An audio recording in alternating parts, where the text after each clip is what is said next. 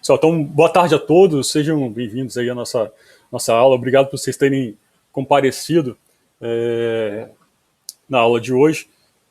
Hoje a gente vai fazer o quê? Eu vou continuar a apresentação da nossa última aula, que eu estava falando sobre CPU, onde, no caso, eu passei por vários pontos na última aula. Basicamente, falei sobre o que é processador ali, qual é a função dele dentro de um computador, a origem dele lá na época da Intel, onde essa empresa decidiu juntar vários microchips em um microchip único, trazendo várias funcionalidades para dentro dele, e deu o nome de processador para esse equipamento.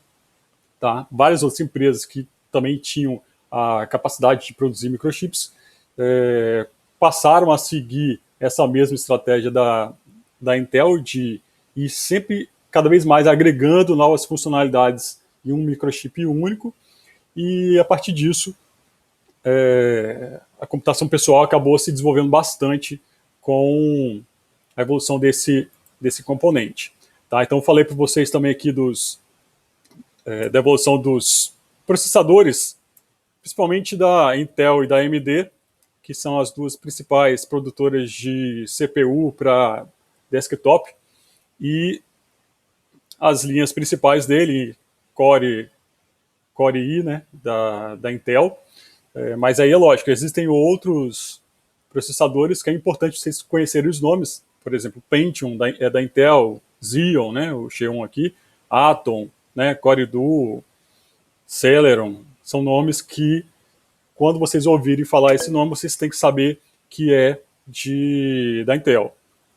E no caso da AMD, a linha principal deles é o Ryzen 3, né, 5, 7 e 9, que eles fizeram uma reordenação aí na nomenclatura dos processadores para que eles ficassem, para que o mercado consiga equiparar, que um equipamento da Intel, né, ou da AMD é equivalente a tal da Intel. Então eles acabam, dessa forma, posicionando o produto deles no mercado. Mas é lógico que vocês também têm que conhecer outros nomes que a Intel também utiliza em processadores até hoje, por exemplo, Atom, Duron, Turion, né, Opteron, Phenon, Série A, FX. Então são nomes de processadores que, quando vocês ouvirem falar, vocês têm que saber que é da AMD. E na aula de hoje a gente começa a ver sobre os componentes internos de uma CPU. Tá? Eu vou falar mais alguns detalhes para vocês entenderem bem o funcionamento. Então, deixa eu ver o que vocês estão falando aqui.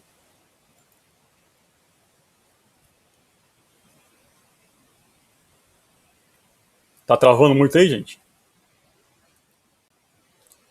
Então vamos ver aqui. Então, dos componentes básicos, o que tem dentro de uma CPU? Né? Então, basicamente, são 3 componentes, que na realidade eles trabalham entre si, né, para poder gerar o resultado final de um processamento, onde a gente tem aqui o núcleo de uma CPU, onde você tem aqui a unidade de controle, que é a unidade principal, né, que controla tudo. Tem essa unidade ULA aqui, né, ou ALU, vai depender se tiver em inglês ou em português, que é a unidade lógica aritmética, é a unidade que realiza os cálculos. Então, todas as instruções de matemática, de aritmética, no caso, né, de lógica, de comparação, if, while, essas coisas são processadas dentro desse núcleo ULA aqui. Então, se eu tenho uma CPU com vários núcleos, eu vou ter mais do que uma ULA aqui, né? Essas unidades de processamento. A unidade de controle, que faz o controle do funcionamento da ULA e das outras partes, né, da CPU. Então é como se fosse o cérebro mesmo, é o que controla tudo ali dentro da CPU. Essa parte da unidade de controle. E uma parte específica para memória. Tem um pedacinho pequeno de memória ali dentro da CPU, que vai guardar as variáveis. Então, uma variável de um número inteiro, de um texto, né, ou de um número que não seja número inteiro, seria um número fracionário. Então vão ter áreas de memória para gravar cada um desses valores ali dentro, e outras registradores para gravar as instruções. O que eu tenho que fazer agora? Então ele traz da memória RAM a instrução, grava ali dentro de um desses registradores, e aí a unidade de controle interpreta o que tem que fazer. Dependendo do que ele tem que fazer, ele joga para fazer um cálculo na ULA, ou ele vai mandar alguma informação para um dispositivo de entrada e saída. Então, por isso tem uma unidade de entrada e saída aqui, ligado lá ao chipset, né, na ponte norte, que pode estar dentro da CPU ou pode estar fora. Então, como eu já falei para vocês, a parte de chipset, atualmente, a Intel e a AMD englobam esse conjunto de funcionalidades também dentro da CPU aqui, tá? Que basicamente faz o controle da memória e de acesso à placa de vídeo. Tá, então aqui tem a descrição principal desses componentes aí da CPU, a unidade de lógica aritmética, como já falei, né, que ele faz os cálculos, aí ele retorna os resultados lá para os registradores, e depois a unidade de controle manda essas informações para o vídeo, para a memória, para onde quer que precise. E o registradores é como se fosse uma memória intermediária. Assim como a gente utiliza uma calculadora, não tem lá M+, M-, aquilo ali é como se fosse um registrador bem simplificado na calculadora para gravar um resultado intermediário do meu cálculo. Então, registradores é como se fosse isso daí, só que é lógico. Uma CPU é muito mais avançada que uma calculadora, então eles vão ter vários outros registradores para fazer um monte de coisa diferente. Tá? Então, desde gravação da instrução até as etapas intermediárias para poder realizar um determinado cálculo. Além desses três componentes, eles são os principais, tá, para poder funcionar a CPU.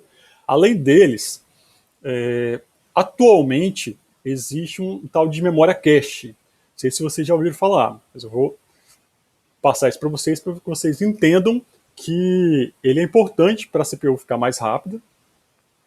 Mas atualmente, tipo assim, a gente não precisa ficar se preocupando muito. Vou comprar uma CPU, quanta memória cache que ele tem?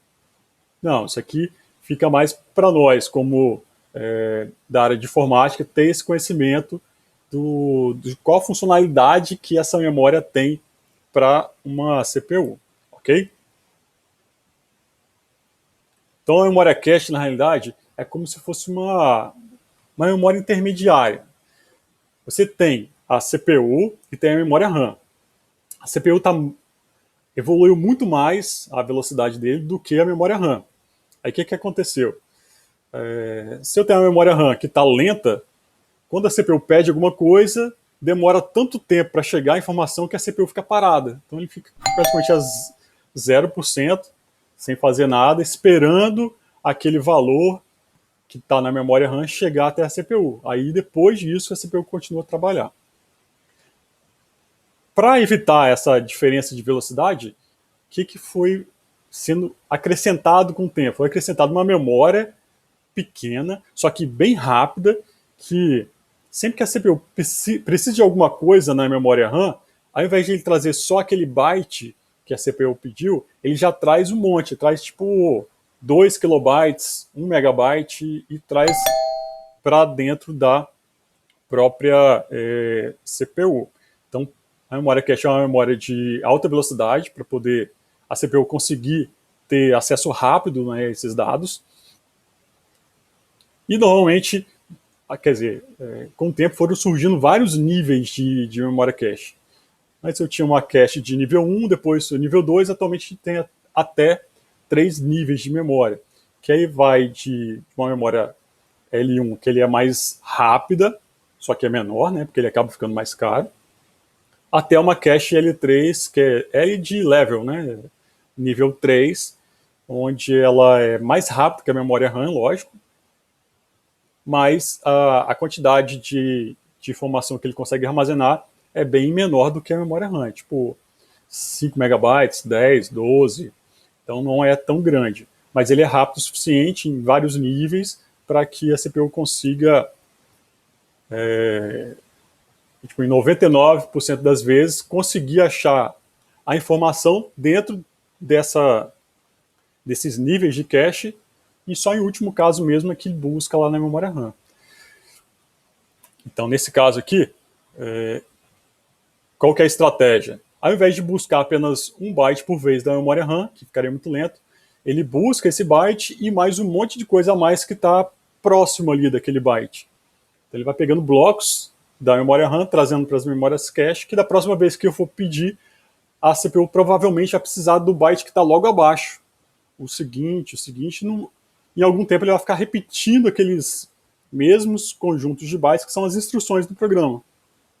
Então, com isso, esse gerenciador de memória, que preenche essa memória cache, ele tenta, vamos dizer assim, adivinhar o que a CPU vai precisar, e aí já traz essa memória cache. Quando a CPU precisar, já está ali na cache, e aí assim eu consigo colocar minha CPU a 100% de funcionamento, sem que a memória RAM atrapalhe o funcionamento disso tudo, ok? Deixa eu só ver o que vocês estão falando daí. Beleza. Aí é o seguinte, se vocês instalarem algum programinha na máquina de vocês, tipo o CPU-Z, né, o CPU alguma coisa, esse aqui é uma print aqui do programinha CPU-Z. Tá aqui embaixo, depois vocês podem entrar nesse link. Instalar na máquina de vocês, aí aqui na aba de CPU tem a informação do nome da CPU, qual que é a quantidade de energia que ele gasta, qual a tecnologia do tamanho dos transistores, né, de 14 nanômetros desse Core i9 aqui. E nessa parte aqui em vermelhinho, está indicando os níveis de memória cache. Tá vendo? L1, level 1, né, level 2 e level 3. Seria nível 1, 2 e 3. No nível 1, ele é separado em duas partes. Uma parte é para dados, outra parte é para instruções do programa. Seria as linhas de código mesmo, do que precisa fazer o programa. Okay? E repara aqui, ó, que os tamanhos desse Core i9, né, então de nona geração, ó, 9900, esse primeiro 9 aqui é de nona geração, esse 900 aqui é só para diferenciar ele dentro da família. Então, olha só, são 8 agrupamentos de 32 kilobytes no nível 1, no nível 2, 8 de 256 kilobytes, e no nível 3 são 16 megabytes. Então, quer dizer, não é muita coisa, é pouca. A ideia da memória cache não é substituir a memória RAM, é só tipo, trazer para dentro dessa memória cache o que a CPU provavelmente vai precisar. E aí, assim, a gente consegue ter um equipamento que não seja tão caro, já que esse tipo de memória, para ser rápida, ele acaba usando uma tecnologia mais avançada e, consequentemente, mais cara. E então, consequentemente, a ideia não é substituir a memória RAM, mas sim diminuir essa diferença de velocidade entre a CPU e a memória RAM, ok? Só para vocês darem uma olhadinha aqui, mais ou menos, um exemplo de uma CPU aqui. Foi feito aqui uma print colorido assim, né, por computador, só para poder diferenciar as áreas aí dessa CPU. Então vocês vão ver que tem uma partezinha aqui toda quadriculadinha que normalmente é a memória interna à CPU, que é uma memória cache L3. Normalmente ela é compartilhada aqui, ó, shared L3 cache, então é uma memória cache de nível 3 compartilhada. Então todos esses núcleos aqui, ó, core, seria núcleo, né? Todos esses núcleos acessam essa mesma área de memória em conjunto, compartilhada. Então, o que um altera em uma dessa cache fica visível para o outro lá. Dentro dos núcleos tem uma cache L2 para cada um. E menorzinho aqui, que na verdade eu não sei, né, onde que é, mas provavelmente é coladinho com a L2 aqui, provavelmente aqui em cima, que é a cache de nível 1.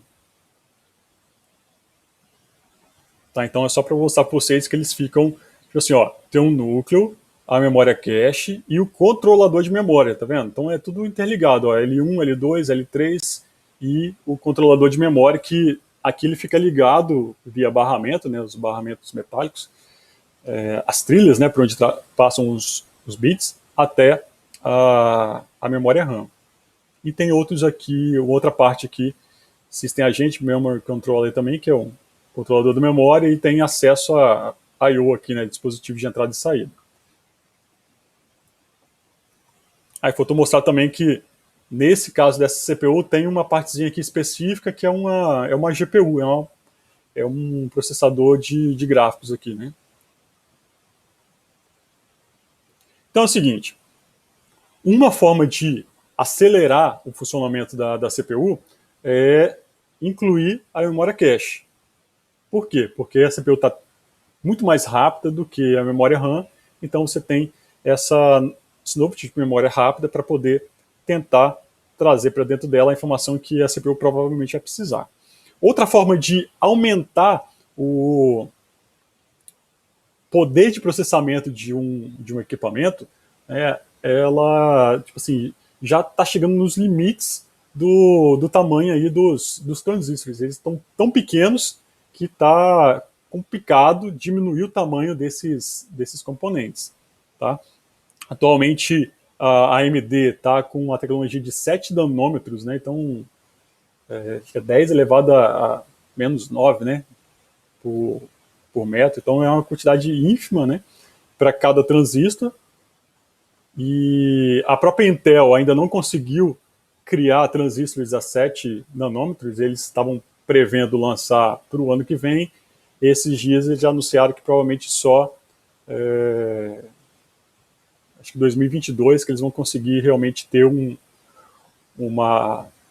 equipamentos para poder criar esses processadores com transistores tão pequenos para melhorar aí o desempenho do equipamento e gastar menos energia. Consequentemente, o que eu estou querendo dizer com isso é o seguinte, ó, tá tão difícil evoluir mais assim na diminuição dos componentes que a maneira mais prática de fazer isso, ao invés de ter apenas um núcleo de processamento, você ter vários núcleos trabalhando em conjunto. Que aí entra esse nomezinho que a gente vê no dia a dia, dizendo que o computador tem um processador dual-core, quad-core, octa-core, quer dizer, que tem 2, 4, 8 núcleos de processamento dentro daquele processador. Tá? Então, a ideia de você ter um processador multicore é que cada um deles vai fazer uma atividade separada. Como no computador você não abre apenas um programa, você abre vários, né? Então você tem o próprio sistema operacional, você tem o browser, você tem um editor de texto, você tem o seu game, você tem seu antivírus. São vários programas trabalhando em paralelo. Se eu tenho apenas um núcleo, o que a CPU tem que fazer? Pega uma instrução de um desses programas, executa. Depois pega do seguinte e executa. Então ele vai fazendo um pouquinho de cada programa e aí para o usuário final é como se ele estivesse trabalhando em paralelo. Mas se eu tenho só um núcleo, eles estão trabalhando um por vez, só que é tão rápido que a gente não percebe. A função do multicore é fazer o seguinte, eu tenho agora não apenas um local que processa a instrução, mas eu tenho vários. Então se eu tenho 4 programas, o meu sistema operacional pode direcionar, por exemplo, o browser para um núcleo, o seu jogo para 2 outros núcleos e o antivírus para o terceiro, sei lá. E aí você consegue otimizar aí os resultados, né, as apresentações dos resultados dos programas que estão sendo executados ali pelo computador. Tá, então, quando eu falo de core, seria núcleo, né? Então, são núcleos de processamento dentro desse processador. Então, na realidade, você, ao invés de fazer uma por vez, você pode fazer várias atividades em paralelo. Tá? Então, quando eu pego um exemplo aqui de uma CPU da AMD, a Ryzen, aí aqui eu tenho uma CPU com 8 núcleos, né, de processamento, então chamado de octa-core. Provavelmente essas partezinhas assim, que são mais parecidas são níveis de memória cache, tá? E os núcleos aqui juntinhos dentro do mesmo microchip, ok? Então, se eu tenho mais núcleos processando as tarefas, eu consigo dar mais vazão nas atividades. Então, ao invés de fazer uma coisa por vez, eu posso fazer 2, 4, 8 coisas por vez. Nos dispositivos móveis, você tem uma característica diferente, tá? Que parece que a Intel, a AMD estão começando a pensar nisso agora para computadores de desktop, que é o seguinte: se eu tenho 8 núcleos, normalmente os smartphones você tem 4 núcleos com a potência máxima e outras 4 com uma velocidade menor.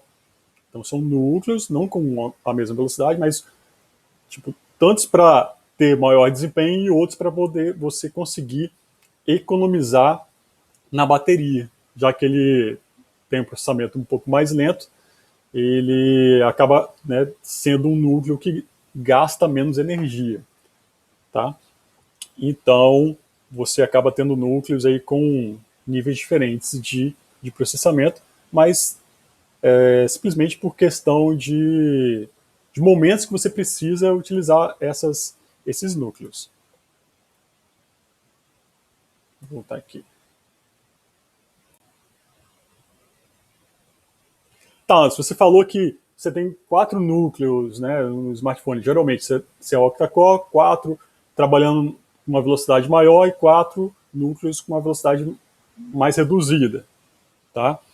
Mas o que isso quer dizer? Quer dizer o seguinte, que a cada vez que eu vou transmitir os bits de uma parte da CPU para uma outra parte, eu tenho que dar um pulso de energia para esse bit trafegar pelo barramento metálico e sair de um lugar e ir para o outro. Então eu tenho que ficar mandando pulsos de energia de tempos em tempos. Então se eu fizer, tipo assim, a cada segundo eu mando um pulso de energia, eu estou querendo dizer que o meu relógio, o meu clock, ele tem um ritmo de um pulso por segundo. Poderia dizer que eu tenho um clock de 1 Hz, tá? Que aí vocês devem já ter visto isso aí na matéria de física, então onde eu tenho um reloginho que controla essa emissão de pulsos elétricos, tá? E aí, quanto mais rápido for esse clock, esse relógio, mais energia ele tem que estar mandando, né, por intervalo de tempo para transmitir esses bits. Ok? Então, por isso que eu tenho uma CPU com maior velocidade, a quantidade de energia que ele manda por segundo acaba sendo maior porque ele está transmitindo mais energia por intervalo de tempo. Então, aqui é só um exemplozinho bem básico, né, onde tipo assim, você tem um relógio que ele vai emitindo os pulsos elétricos, e isso aí pode representar um bit 0, um bit 1. E é lógico que dentro da CPU não tem apenas uma linha, tem várias linhas, 64, 32, 64, 128, ou até mais linhas de transmissão, porque vão dados, endereços e um monte de coisa ao mesmo tempo trafegando por dentro da CPU, por dentro do computador. Tá, então, só para vocês darem uma olhadinha, tá? Num clock aqui, deixa eu só ver se...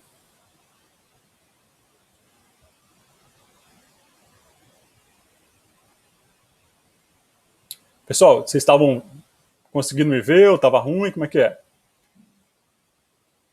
Dava pra ver normal, mano. Só acho que só o Jans aí deu uma travada, mas acho que foi a internet dele. Tá bom, tá bom. Mas aqui, então, é o seguinte, ó. Vocês conseguem ver essa tela aqui como se fosse um monte de linhazinha? Desse lado esquerdo aqui? Sim.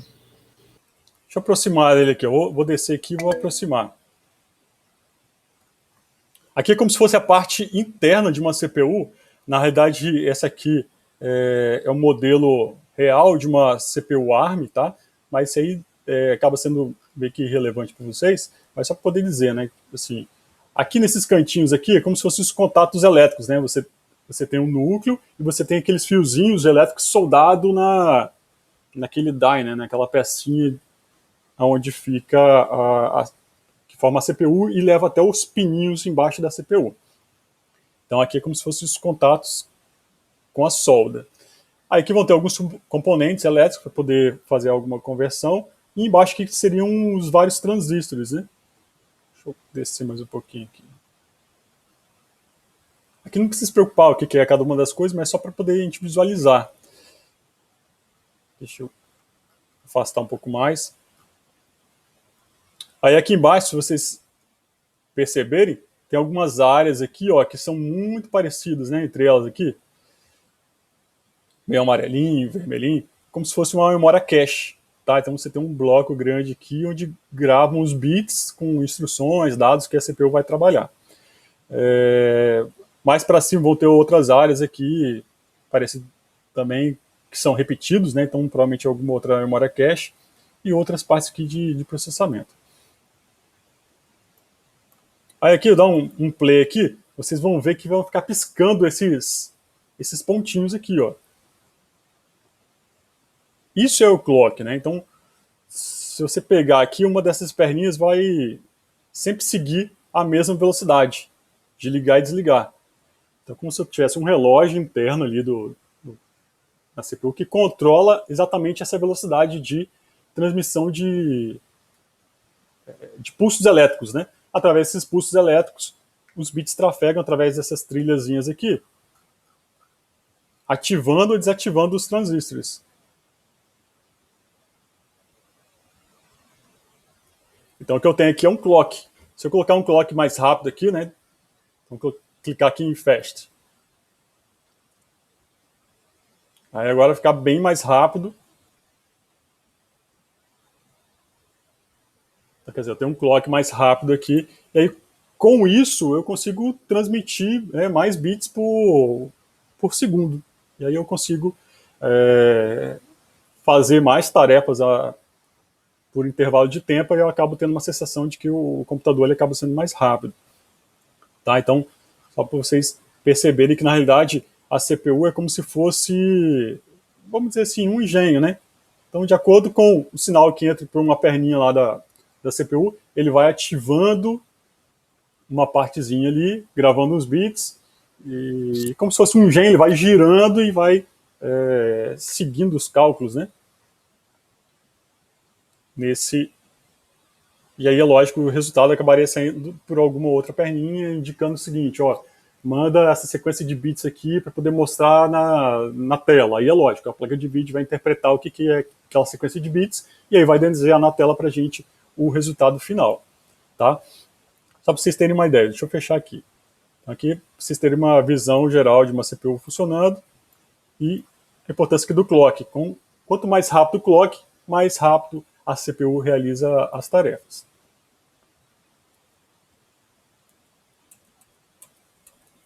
Vamos ver aqui. Aí é o seguinte, ó, falei para vocês de transistores, que é menor componente aí de uma CPU, que ele só indica se está ligado ou se está desligado. Tá? Então, como se fosse uma torneira mesmo. Está ligado, está desligado, está passando corrente elétrica ou não. A partir desses transistores, você junta 2, 3 ou 4, você cria algumas portinhas assim, que na verdade vocês não precisam se preocupar agora em que elas fazem, mas quero que vocês entendam que isso aqui são chamadas de portas lógicas. Dependendo dos bits que estiver chegando aqui em cada uma dessas perninhas, ele vai abrir a porta ou não. Esses de cima aqui são as portas lógicas negação, como se fosse um não.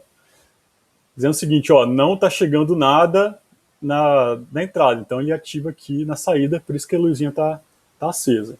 Então, é como se fosse lá na programação que vocês aprendem, tipo assim, ó, vamos dizer assim, hoje não é dia 10, então ele vai ligar sim ou não, né? Ou tipo assim, eu não sou, vamos dizer assim, eu não sou o Milton. Aí vai dizer uma resposta sim aqui na saída. Então, a porta lógica não, ele vai só inverter o sinal. Essas outras portinhas aqui, por exemplo, essa seguinte aqui é um E, como se fosse um AND, né? Que na realidade ele só vai ativar essa bolinha vermelha quando essas duas perninhas tiverem eletricidade. Então, se eu ativar aqui, ó, o A e o B, aí acende a saída. Se só um deles estiver ligado, a porta está desligada. Ok? Já essa outra aqui é um OU. Basta um dos dois estar ligado que ele acende a saída. A portinha abre na saída aqui. Só se os dois não estiverem desligados, que ele está desligado também. Vou ligar o B, ele abre aqui também. Ok? E esse outro aqui é um pouquinho diferente. Ó. Só pode estar um dos dois ligados. Ó. Se eu ligar os dois, ele desliga. Se eu desligar os dois, ele desliga. Se o A estiver ligado, ele liga. E se o B estiver ligado, ele liga. Então, a partir dessas portas mais básicas, né, o pessoal da área de computação vai fazendo estudos de juntar essas várias portinhas para simular uma comparação, uma soma, uma subtração. E aí, a partir da criatividade aí dos engenheiros de computação, eles podem criar qualquer tipo de circuito usando essas portas lógicas. Só para vocês terem uma ideia aqui, vamos lá. Vou abrir aqui para vocês tipo um circuito contador, que ele vai incrementando. 1, 2, 3, 4, 5, ok? É lógico, além dessas portinhas, existem algumas outras mais avançadas, tá? Mas só para vocês terem uma visão. Deixa eu abrir aqui esse aqui.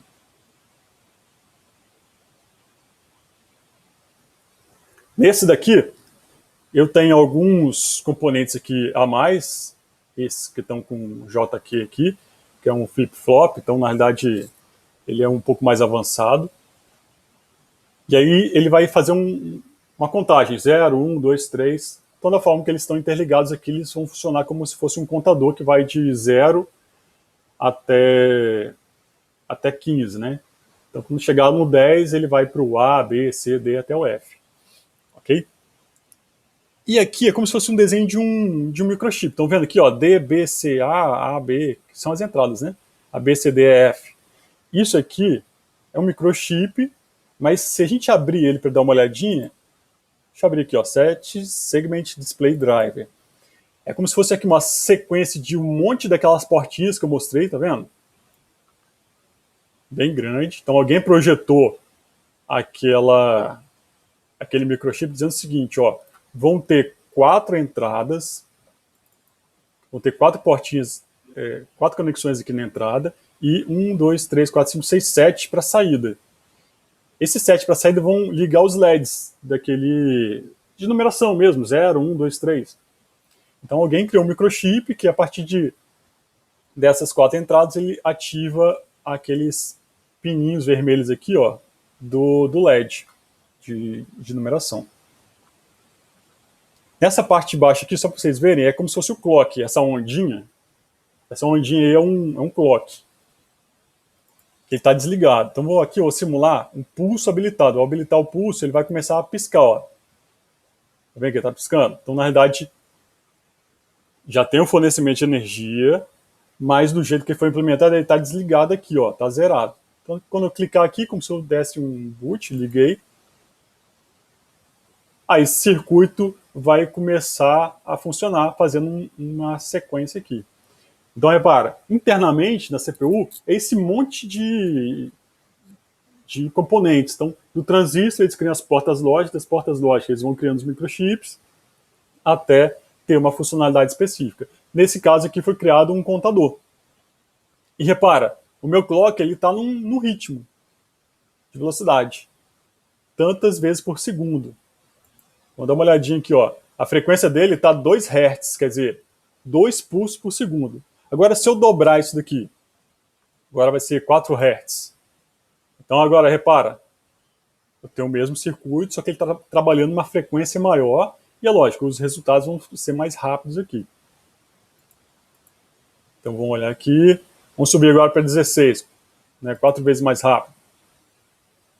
E aí eu tenho vamos supor, aumentei a frequência da minha CPU, e aí eu tenho resultados mais rápidos do que eu tinha anteriormente. Então, quanto maior a frequência, maior a velocidade, tá? Mas é lógico que, tipo assim, comparando o Intel e a AMD, não dá para simplesmente dizer, esse aqui tem a maior frequência, então esse aqui é mais rápido para dar os resultados do que o outro. Não necessariamente, tá? Isso só se for CPUs da mesma família. Então, um Core i3 da 10ª geração, né, com um Core i5 da 10ª geração. Aí você consegue comparar as coisas. Ok? Mas, tipo, comparar um Intel com AMD ou até um Intel de 9ª geração com um de 10ª geração, você acaba não... o clock não é a única coisa que define se o processador é mais rápido ou não. Porque tem mais núcleos, tem formas diferentes de realizar as tarefas, então é um pouco mais complexo. É só para vocês entenderem aqui o funcionamento do clock. Mas aí deixa eu parar aqui a simulação. E vamos só abrir uma outra aqui só para poder terminar e depois a gente parte para a continuação. Aí a partir desse circuito a gente pode elaborar mais coisas. Esse aqui já é uma simulação de uma CPU, onde tem aqui na parte do alto tipo uma memória RAM, que está tudo zerado, estão vendo? Então é como se fosse uma memória RAM, com os valores intermediários para executar. Aqui embaixo que tem os numerozinhos, ó, DC68, DC65, na realidade isso aqui é tipo o software do que pode ser feito nessa CPU. Consequentemente, se isso aqui é um chip e tem um software gravado dentro dele, mesmo que eu desligue ele vai continuar lá, então isso aqui é um chip de memória ROM, ok?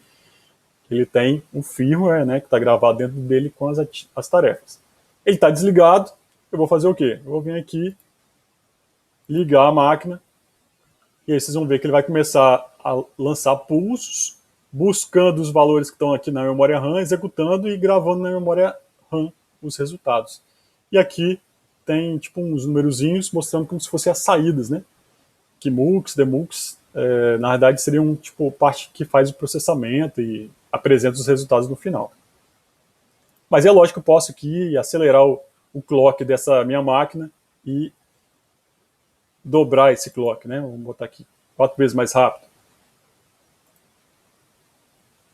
Ou aumentar, botar aqui no máximo, aqui, ó, 4 kHz, né, de velocidade. Vamos ver que ele vai terminar tudinho aqui no ROM, depois ele vai voltar para o início e fazer tudo de novo.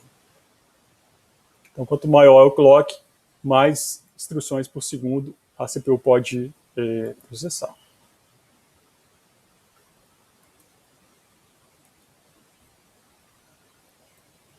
Vou ter alguns links para vocês darem uma olhadinha nessas coisas aqui, tá?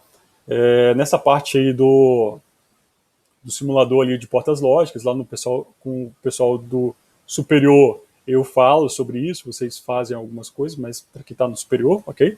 Para vocês agora eu não vou entrar muito nesses detalhes, é só para vocês terem uma ideia de como que é internamente dentro de uma CPU, que acho que é interessante para poder ter um entendimento maior.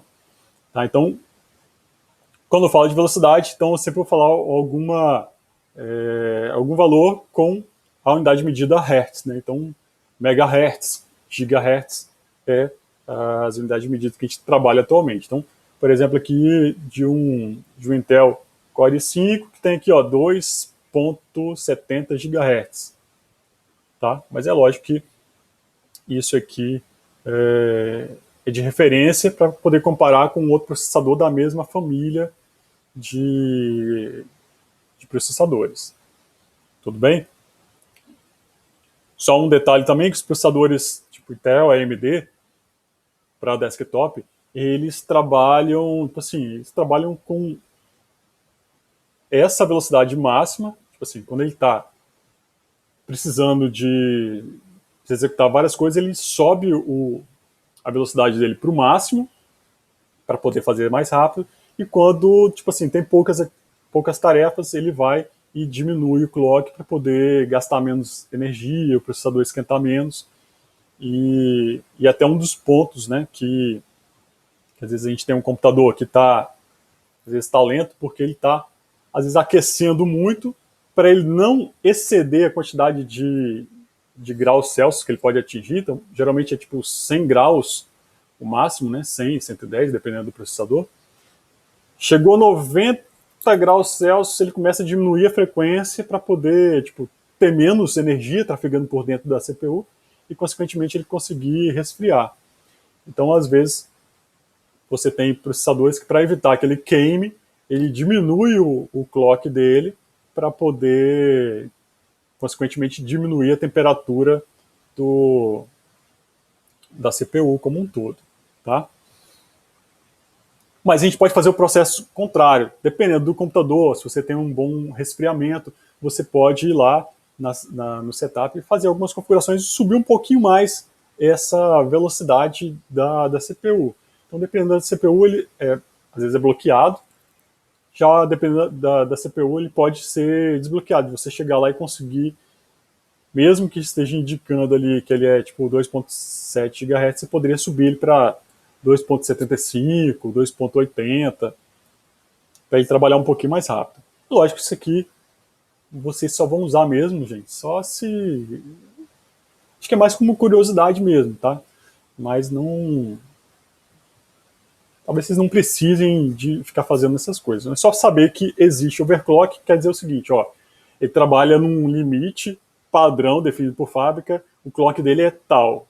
A gente vai trabalhar over, né? Ele vai trabalhar acima do clock padrão dele. Então por isso que é overclock. Então ele vai estar com uma velocidade um pouquinho maior do que ele foi definido pelo fabricante.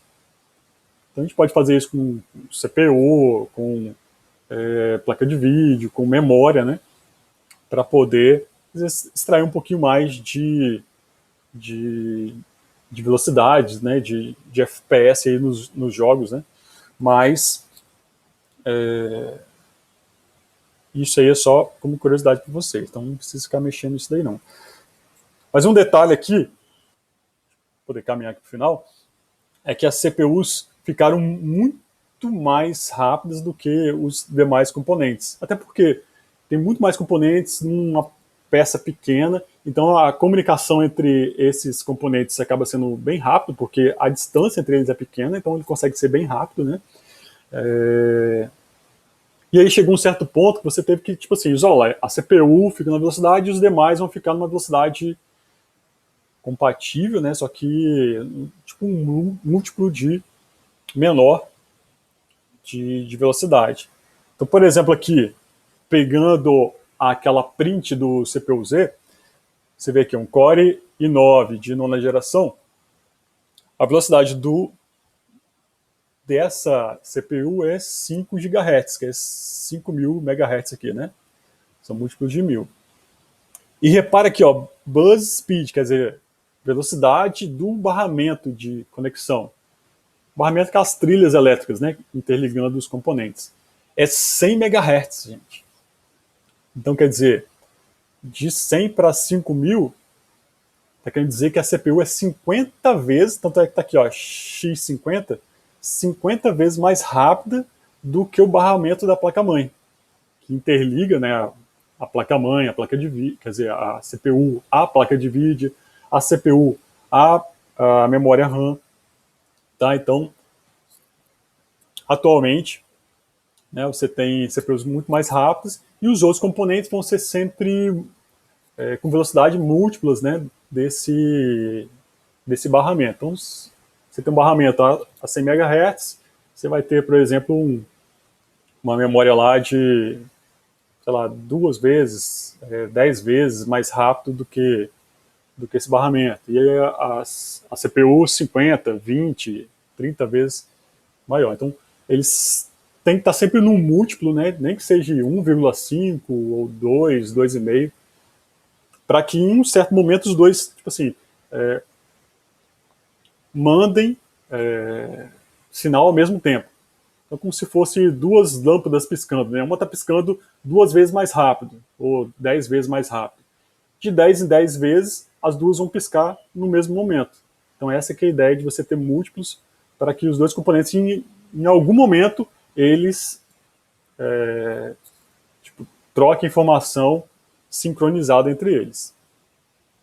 Então essa que é a ideia do clock, é manter a sincronia entre os componentes, mesmo que um seja mais rápido, mas ele vai ser tipo, uma vez e meia, 2, 3 vezes mais rápido, e em algum momento eles vão conversar.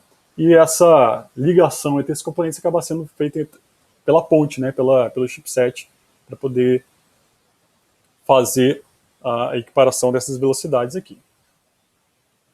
Só para vocês terem uma ideia aqui dessa evolução, lá na década de 80, o IBM PCXT, você tinha CPU, memória RAM e os dispositivos todos trabalhavam a 6 MHz. Era tudo a mesma velocidade, a placa-mãe e os dispositivos todos trabalhavam iguaizinhos. Beleza, e não tinha problema nenhum. Para o 386, já era um processador de 32 bits, a CPU e a memória RAM já ficaram mais rápidas, enquanto a placa-mãe trabalhava com 8 MHz e tipo monitor, teclado e essas coisas funcionavam a 8 MHz, enquanto a CPU já estava o dobro da velocidade e a memória RAM também. Tá, então aqui é chamado de barramento frontal, liga a CPU, a memória RAM da placa de vídeo, e uma ponte, né, que seria o chipset, para equiparar essa diferença de velocidade. Já em 89 aqui, 1486, a CPU ainda ficou 2 vezes mais rápido do que a memória RAM nesse processador aqui da Intel. Então olha só, a CPU já estava mais rápida, consequentemente tinha que fazer o quê? Tinha que criar algum método para que a CPU não ficasse na metade do tempo esperando a memória RAM. Então imagina, se ele está 2 vezes mais rápida e a informação está toda na memória RAM, tem que buscar e gravar, buscar e gravar, buscar e gravar. A CPU ia trabalhar 50% da velocidade. O que tem que fazer? Tem que criar aqui um componente, esse double clock, né, que é para dobrar o clock, mas teve que ter uma memória cache dentro da CPU para poder trazer algumas coisas da memória RAM já adiantado, para poder a CPU não ficar esperando tanto tempo. Então essa que é a ideia da memória cache, foi tipo, trazer para a CPU aquilo que provavelmente ela vai precisar. Já no Pentium 3, lembra que eu falei para vocês, né? Pentium 3, você já tinha uma CPU com 9 vezes mais rápido do que a memória RAM. Tá? E aí você tinha esse equipamento aqui, né? O dobrador de clock, que na realidade ele ia fazer essa configuração, né, entre os dados que estão chegando na memória RAM, de 9 em 9 vezes haveria a comunicação entre da RAM com a CPU. Enquanto isso, os dispositivos de entrada e saída continuam bem mais lentos, né? Bem, com esse aumento de velocidade da CPU, consequentemente, foi sendo necessário acrescentar formas de dissipar essa energia que essa CPU utilizava. Tá? Então, né, nada se cria, né, tudo se transforma. Então, lá da química que vocês aprendem, a eletricidade, na realidade, ela executa uma tarefa e aí ele acaba virando o quê? Energia térmica. Então, energia elétrica se transforma em energia térmica. Então, você chega ao resultado, mas parte dessa energia ele tem que ser dissipado. Você tem que, de alguma forma, se desfazer dela. Como é calor, quanto mais calor, você pode chegar a um certo ponto que você poderia queimar essa CPU. Com o tempo foram acrescentando o quê? Acrescentando em cima da CPU uma pecinha metálica, chamada dissipador, que só essa pecinha metálica já era suficiente para poder fazer a troca de energia, né, com o ar ali de dentro ali do gabinete.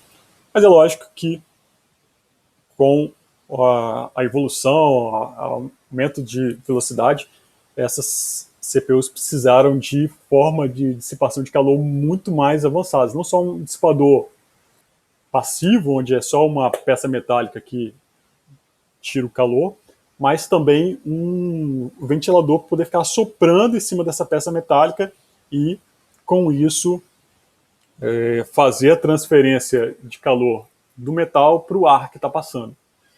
Tá? Então, por isso que atualmente a gente utiliza cooler, né? São esses equipamentos que ficam agregados em cima dos equipamentos que geram mais calor. Normalmente é a CPU e a GPU, tá? Mas existem outras peças, tipo a chipset também, que gasta, quer dizer, gera bastante energia térmica, tá? Então, atualmente é importantíssimo ter esses coolers conectados à sua CPU, porque senão o equipamento simplesmente nem liga. Atualmente tem uma forma de, se você desligar o seu cooler da placa-mãe, o computador nem liga, porque sabe que a CPU não iria aguentar muitos segundos, né, se não tiver uma dissipação de calor.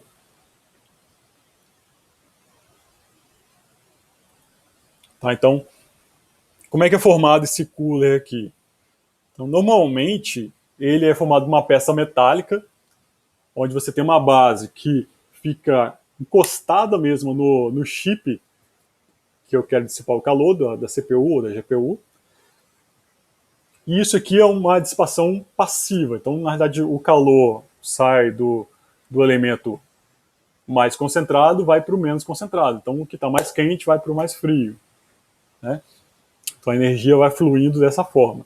Isso aqui é chamado de dissipador, ou no caso, você poderia chamar de radiador, né? Assim como no carro também, né? Que a gente utiliza lá o radiador para poder ajudar a resfriar o motor. E além disso, uma ventoinha, né, que em inglês é chamada de fan, que é só um ventiladorzinho ligado aqui que vai assoprar um ar sobre essas partes metálicas para poder fazer a troca mais eficiente, né, desse calor. Vai forçar a troca de energia entre o ar e o dissipador aqui. Então esse dissipador normalmente é feito ou de cobre ou de alumínio, mas tem outras misturas, tá? Para poder, porque são elementos, né, de certa maneira não tão caros, que tem uma boa condutividade térmica. E esses só utilizam o ar para poder tirar o calor, são chamados de cooler, né? Normalmente é só cooler, mas a gente pode dizer que é um air cooler, né? Quer dizer, um cooler à base de ar, como se fosse um fusquinho antigo, né? Nos processadores da Intel, da AMD, costumam vir esses coolers aqui junto, né, da CPU. Esses aqui são os coolers padrão de cada um desses processadores, tá? Já são incluídos pelo fabricante. Eu vou deixar o link lá no AVA para vocês darem uma olhadinha de como que a gente instala cada um desses tipos de cooler. Então, só para vocês terem uma visão, tá, gente? Assim, lógico que quando vocês forem fazer qualquer coisa, assistam bastante vídeo para poder entender os detalhes, para não gerar nenhum problema aí para os equipamentos de vocês. Mas ali os links é só para vocês já terem uma iniciação de como que a gente faz para tirar um cooler, colocar pasta térmica e colocar de volta o cooler sobre o processador. Bem, terminando aqui, como a CPU, né, é uma parte metálica, se a gente for aproximar bastante através de um microscópio, a gente vai ver que ele não é perfeito por cima, ele tem várias ondulações, né, várias imperfeições, apesar de para a gente parecer que ele é retinho.